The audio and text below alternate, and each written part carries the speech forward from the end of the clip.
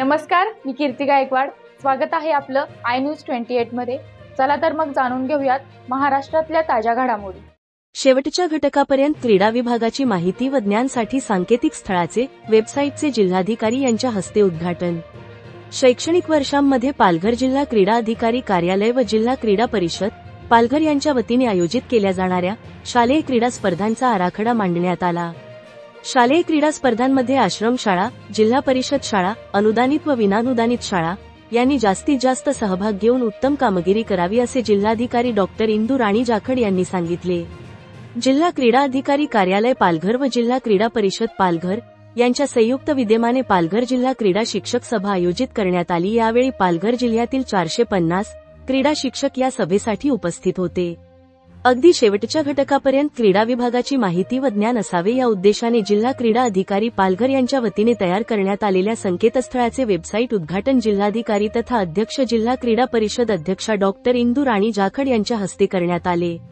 पालघर जिल्ह्यासारख्या आदिवासीबहुल जिल्ह्यामध्ये विद्यार्थी, विद्यार्थिनींना, युवक युवती, खेळाडू तसेच पालघर जिल्ह्यामध्ये कार्यरत असणाऱ्या एकविध खेळ संघटनेच्या क्रीडा संघटना या सर्वच घटकांना सोबत घेऊन पालघर जिल्ह्यामध्ये श्वास क्रीडा ध्यास क्रीडा या उक्तीप्रमाणे या संकेतस्थळाच्या माध्यमातून वसई विरारपासून तलासरी ते मोखाडा या अत्यंत दुर्गम व आदिवासी भागामधील शेवटच्या घटकापर्यंत क्रीडाविषयी बाबींची माहिती होण्यासाठी या संकेतस्थळाचा फायदा होणार असल्याचे प्रतिपादन जिल्हाधिकारी डॉ. इंदू राणी जाखड यांनी केले।